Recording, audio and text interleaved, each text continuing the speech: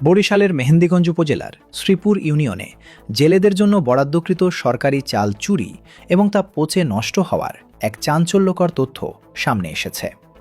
ঘটনার বিবরণীতে জানা যায় ২০২৫ সালের ঈদুল আজহার আগে শ্রীপুর ইউনিয়ন পরিষদের চেয়ারম্যান ও মেম্বারদের বিরুদ্ধে জেলেদের নামে বরাদ্দকৃত চাল চুরির গুরুতর অভিযোগ ওঠে।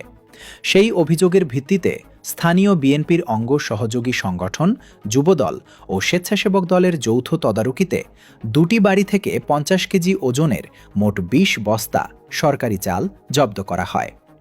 ঘটনাটি তাৎক্ষণিকভাবে মেহেন্দিগঞ্জ উপজেলা প্রশাসনকে জানানো হলে তৎকালীন উপজেলা মৎস্য কর্মকর্তা, আইনশৃঙ্খলা রক্ষাকারী বাহিনী এবং শ্রীপুর ইউনিয়নের গ্রাম পুলিশ দ্রুত ঘটনাস্থলে উপস্থিত হন। উপস্থিত কর্মকর্তাদের সামনে শ্রীপুর ইউনিয়ন পরিষদের দায়িত্বপ্রাপ্ত সচিব স্বীকার করেন যে ইউনিয়ন চেয়ারম্যান, একজন ওয়ার্ড মেম্বার এবং সংরক্ষিত ৪, ৫ ও ৬ নম্বর ওয়ার্ডের মহিলা মেম্বারের স্বামী মনু মিয়ার বিরুদ্ধে জেলেদের চাল চুরির এই অভিযোগটি সম্পূর্ণ সত্য। অভিযুক্ত চেয়ারম্যান হারুনর রশিদ মোল্লা মূলত শ্রীপুর ইউনিয়ন আওয়ামী লীগের সভাপতি। গত ৫ই অগস্ট গণ অভ্যুত্থানে শেখ হাসিনা সরকারের পতনের পর থেকেই তিনি এলাকা ছেড়ে পালিয়ে যান। বর্তমানে বরিশালের পোর্ট রোড এলাকার একটি তেলের দোকানে বসে তিনি শ্রীপুর ইউনিয়নের কার্যক্রম পরিচালনা করে আসছেন বলে অভিযোগ রয়েছে।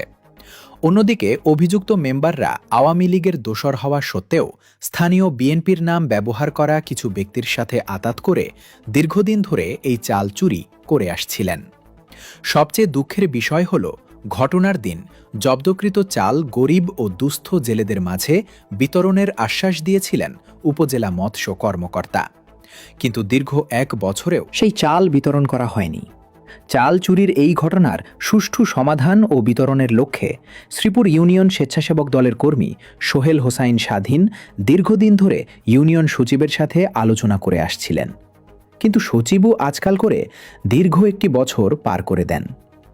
পূর্বের সেই চাল চুরির ঘটনার কোনো সুরাহা না হওয়ায় স্থানীয় জনগণের মাঝে তীব্র ক্ষোভের সৃষ্টি হয়।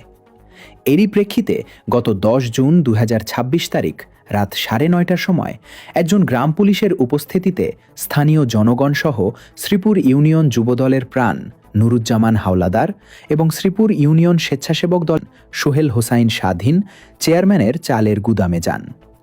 সেখানে চুরির চালের খোঁজ নিতে গিয়ে তারা চরমভাবে হতবাক হয়ে যান।